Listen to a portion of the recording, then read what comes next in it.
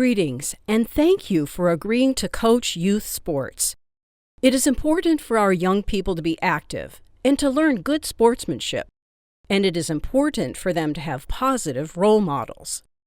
This brief course is designed to give you some tips about how to deal with youngsters and how to be an effective leader. Since the players on your team have never or only briefly participated in team sports, you are, by definition and default, first, foremost, and exclusively a teacher. Your job is simple, but not easy. You must introduce your players to the rules, history, fundamentals, and practices of your sport, as well as instilling in your players values, such as good sportsmanship and fair play. Your job is not to win games, not at this level. If you are considering coaching youth sports so that you can win games or a trophy or notoriety among friends, please consider contributing to your organization in other ways, such as venue maintenance, helping in the concession stand, or a game-related job, such as timekeeper, scorekeeper, or announcer. 3 pre-season practices carried out by all successful coaches are to review the rules, plan the season, evaluate your team. First, review the rules. That doesn't mean that you have to remember all the rules.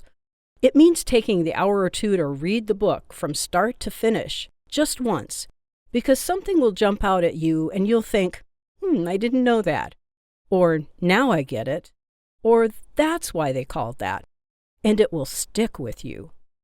At that point, you've then at least been exposed to all the rules, and they are bound to make more sense when something comes up in a game or as you are teaching.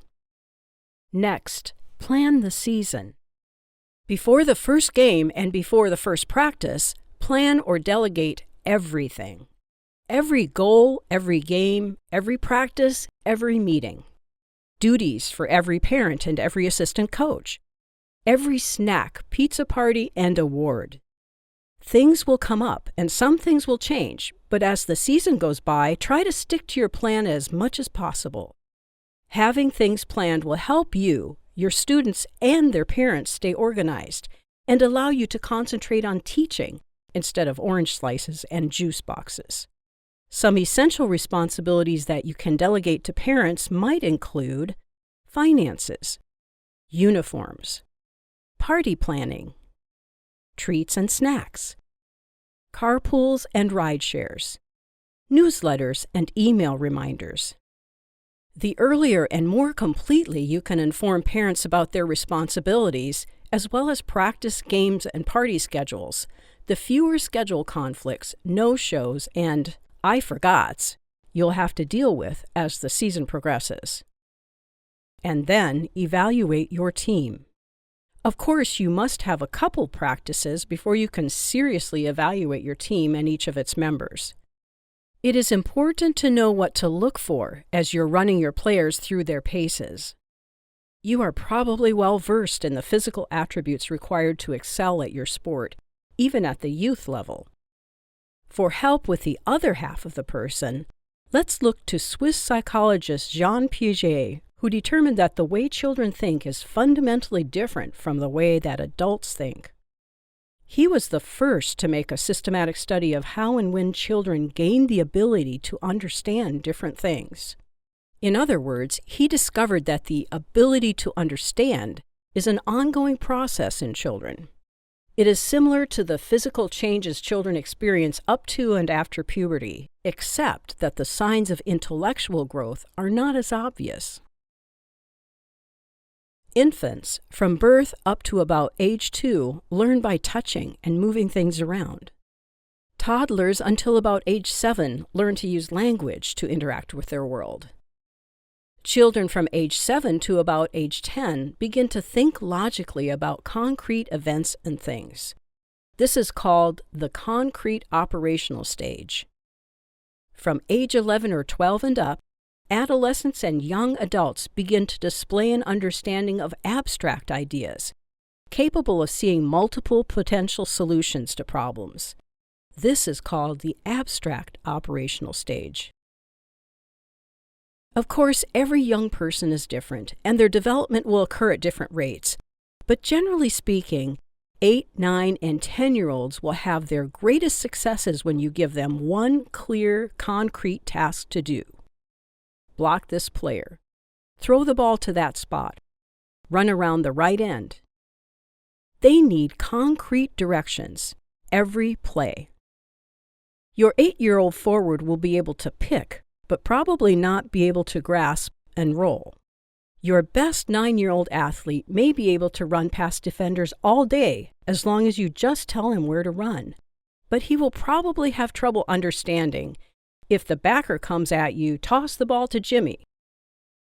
This will be true no matter how simple it is to you or how much you believe that they should be able to get it. Avoid using the word if. Only an abstract concept can come next, and your players may not be able to understand your direction. Here's what we want to avoid. Pick a kid, any kid, 9 years old. He or she wants nothing more than to please the coach. They are trying their absolute hardest every day, and they are getting yelled at for it because the coach is expecting the player to do something they can no more do than a legless person can walk stairs. The coach made the mistake because he didn't understand the player's stage of development or how to coach considering it, and the kid is suffering. Expecting that player to then deal with such an occurrence without crying or getting upset or frustrated is not toughening them up, and it may be emotionally damaging. There are hundreds of studies that clearly show that positive reinforcement and careful teaching can help young people grow into confident, successful citizens, and just as many that clearly show that negative and inappropriate criticism helps young people grow into insecure, shy, and unhappy adults. Nothing is absolute, but the stats are undeniable. Be cool. Remember that the kids are doing their best. A pat on the head and an encouraging word will make a longer-lasting impression and get much better results. So while planning your preseason activities, practices, and tryouts, along with the physical tests and trials, run some developmental tests. Perhaps run your most complex offensive play a few times, moving players around in different positions while watching to see who gets it and who maybe doesn't. Or give your defense instructions to do X if the offense shifts into Y, and observe who is in the right place at the start of the play. Remember that if your players can't seem to run your favorite play correctly, it is your job to change the play by making the assignments more concrete until they can. A great teaching method for younger students is to set up the plays on a table using checkers or some other token and have the players physically move the tokens through each play. If they can't get it after a couple of tries, change the assignments to be more concrete. Once they can move the pieces correctly, the play can go into the playbook. You will almost certainly get better results using teaching methods that involve touching and manipulating than you will by simply drawing the play on a board or showing it on a screen. Once you've had a chance to really evaluate your players, both physically and developmentally, put your playbook together. It can be a better idea to teach your team to run 3 plays well to begin with, and add plays as the season goes on, than to try to get too tricky or fancy right away. Lastly, those striped beasts. Being an official is all too often a thankless job. Officials put in countless hours studying rules, going to meetings, and traveling to games in order to receive terrible pay, questionable conditions, and often crap from coaches. The thing about it is that without officials, you can't play your games. And every officials organization in the country is desperately short of members. Do yourself, your team, your parents, and your league a favor by spending a game or two with stripes on and blowing the whistle with an experienced official shadowing you.